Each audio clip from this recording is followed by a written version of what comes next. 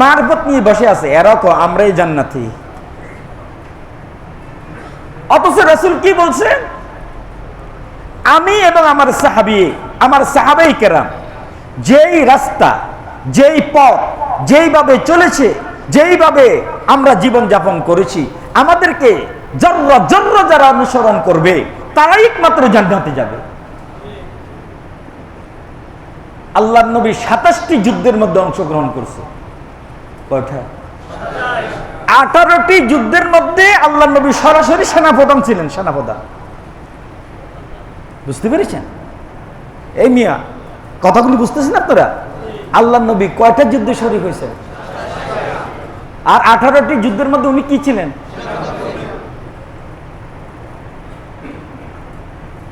আর এই জিহাদ কি আপনারা কি বলেন? সন্ত্রাস। আল্লাহ মাফ করুক। যা হোক, রাসূলুল্লাহ সাল্লাল্লাহু আলাইহি ওয়াসাল্লাম যেভাবে আমাদেরকে চলতে বলেছেন, আর রাসূলকে দেখে যারা শিখছেন তারা কারা? সাহাবায়ে কেরাম।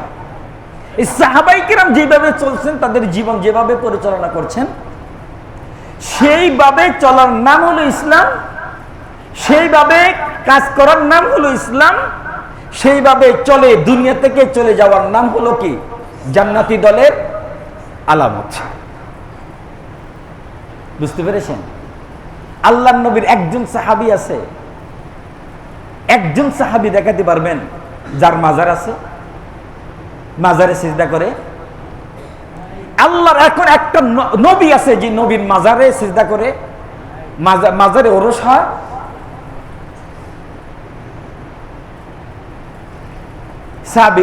সাহাবা রাখেন, তাবিঈন আসেন, একজন তাবিঈর মাজার দেখান যে সেখানে ওরস হচ্ছে।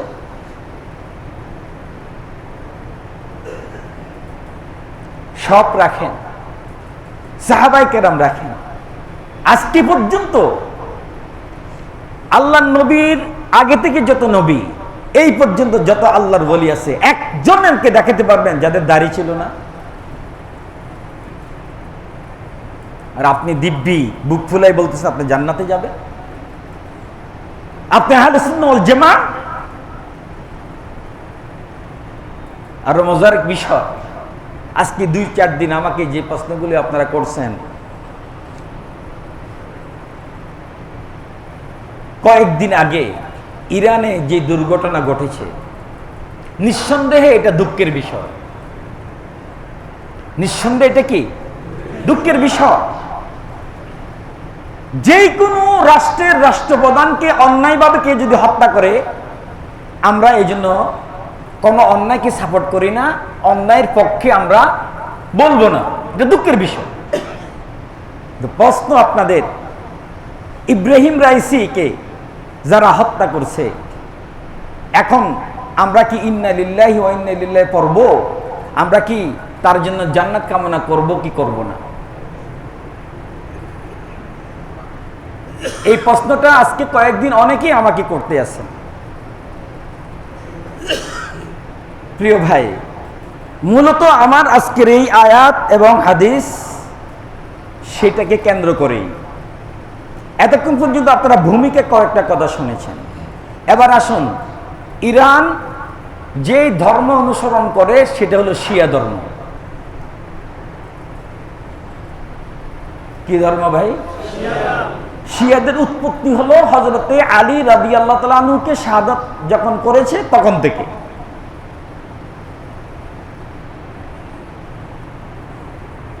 হযরতে আলী রাদিয়াল্লাহু তাআলা আনহুর পক্ষে স্লোগান যারা দিয়েছে এবং আলীকে যারা মেরেছে সবাই এক দলে অভুক্ত।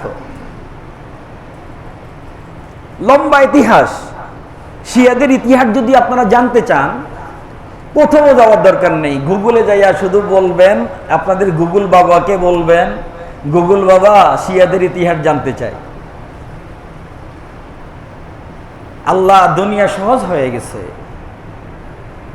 আপনি দেখবেন শিয়াদের ইতিহাস, উৎপত্তি কোথায় থেকে, তাদের আকীদা কি।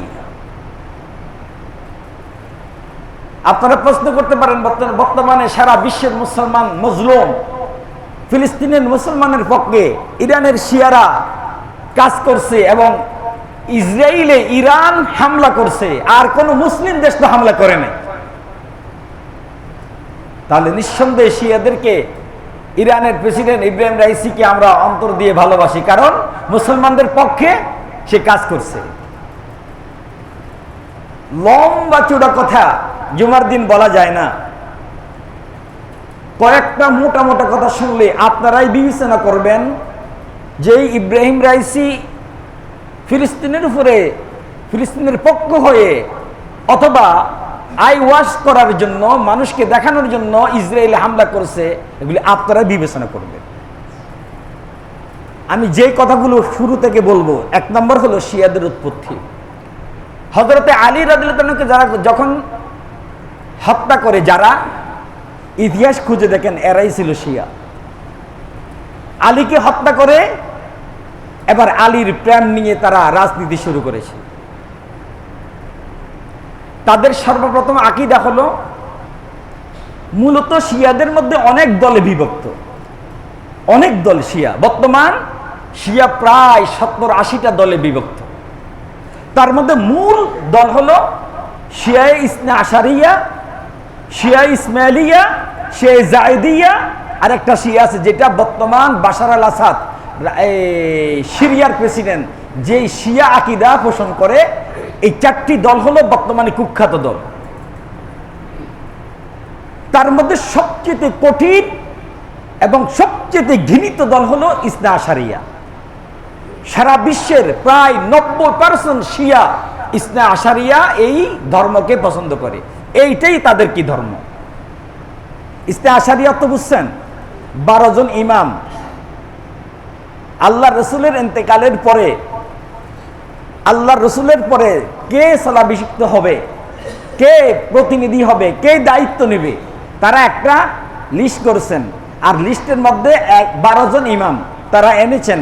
তাদের আকীদা হলো এই 12 জন ইমামকে আল্লাহ পাক ও পবিত্র মাসুম হিসাবে দুনিয়াতে পাঠাইবেন যুগে যুগে, এবং এক একজন এক এক সময় কি ইমামতি করবেন সারা পৃথিবীর মুসলমানের। এই 12 জন হলো কি মাসুম, এদের কোনো গুনাহ নাই, এরা শরীয়তের ঊর্ধ্বে, এদের জন্য নামাজ নাই, রোজা নাই, হজ নাই, যাকাত নাই। এবং এই শিয়া ইসনা আশারিয়ার আকীদা এত জঘন্য,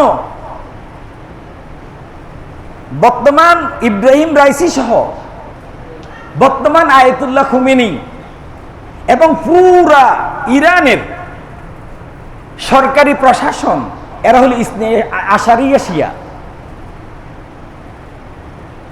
এদের আকীদা হলো আল্লাহ রাব্বুল আলামিন নবুয়তের জিম্মাদারি নিয়ে হযরতে জিবরাইলকে পাঠিয়েছেন আলীর কাছে।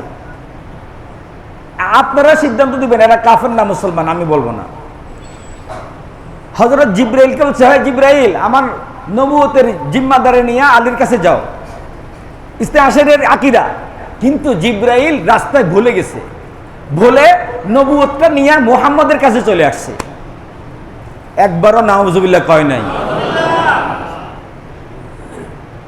আমার এই কথাগুলো গুগলে গিয়ে অন্য জায়গায় গিয়ে আপনারা প্রমাণ দিবেন। ইসনা আশারিয়ার আকীদা হলো আল্লাহ পাক নবুয়তের জিম্মাদারি দিয়েছেন আলীর জন্য। জিবরাইলের জিম্মাদারিটা নিয়ে আলীর কাছে না গিয়ে ভুলে কোথায় চলে গেছে? মুহাম্মদ সাল্লাল্লাহু আলাইহি ওয়াসাল্লামের কাছে গিয়েছেন। আউযুবিল্লাহ। আসলে নবুয়তের প্রাপ্য কি ছিল? আলী। নাউযুবিল্লাহ। 1 নম্বর আকীদা। 2 নম্বর আকীদা হলো, আচ্ছা ঠিক আছে, মুহাম্মাদের কাছে জিম্মাদারি আসছে, তো মুহাম্মদ ইন্তেকালের সাথে সাথে খলিফাতুল মুসলিমিন, আমিরুল মুমিনিন হওয়ার হকদার ছিল কে? আলী। আলীকে খলিফাতুল মুসলিমিন না বানিয়ে তারা দুর্নীতি করে। নাউযুবিল্লাহ। হযরতে আবু বকর কি করছে? খলিফা বানিয়েছে। তারপরে আচ্ছা আবু বকর কি বানালো, তারপরে তো হযরত আলীকে বানানো দরকার ছিল, কিন্তু আলীকে না বানিয়ে বানাইছে কাকে? ওমরকে। ঠিক আছে, ওমরের পরে তো আলীকে বানানো দরকার ছিল, আলীকে না বানিয়ে বানাইছে কাকে? ওসমানকে। তো লাস্টে গিয়ে ৪র্থ নম্বরে হযরতে আলীকে খলিফাতুল মুসলিমিন, আমিরুল মুমিনিন বানানো হয়েছে। এটা আলীর উপরে জুলুম করা হয়েছে। আরো জঘন্য আকীদা হলো আল্লাহর রাসূলের ইন্তেকালের পরে মাত্র ৭ জন সাহাবী ঈমানদার ছিলেন, বাকি সব সাহাবায়ে কেরাম নাকি বেঈমান হয়ে গেছে। যার কারণে তারা বলে যে হাদিসের যতগুলো কিতাব আছে সবগুলো মিথ্যা, কারণ এরা তো একজনও মুসলমান ছিল না। এবং কি এটাও বলে আমাদের কোরআনে কারীম যেটা আমাদের কাছে আছে, এই যে এটা রসমে খত উসমানী, হযরত উসমান রাদিয়াল্লাহু আনহু জামানায় এটাকে কি সংকলন করা হয়েছে, সব জায়গা থেকে একত্রিত করে কিতাব আকারে। কি হযরত উসমানের জামানায় কি হয়েছে, এটা এইভাবে কিতাব আকারে ছাপানো হয়েছে। এখন এরা বলে ওসমান তো মুসলমানই না, তাহলে এই কোরআনটা কি না, সঠিক না। অরিজিনাল কোরআন হলো 90 পারা। কয় পারা? ওই কোরআন নিয়ে 11 জন ইমাম গুহার ভিতরে ঢুকছে, সেখানে গুহাটা কোথায় এখন আমরা খুঁজে পাচ্ছি না, কোরআন অরিজিনালটা সেখানে আছে। এটা শিয়া ইসনে আশারিয়া এবং ইসমাইলিয়া এদের আকীদা। এবার আপনারা বলেন তারা মুসলমান না মুসলিম, কাফের? তারপরে আরো আসেন, তারা বলে কোরআনের মধ্যে তারা একটা সূরা নিজের থেকে তারা বানাইছে, সূরাতুল ওয়ালাদা, আলাম নাশরাকা সূরাকে তারা নিজেরা নাম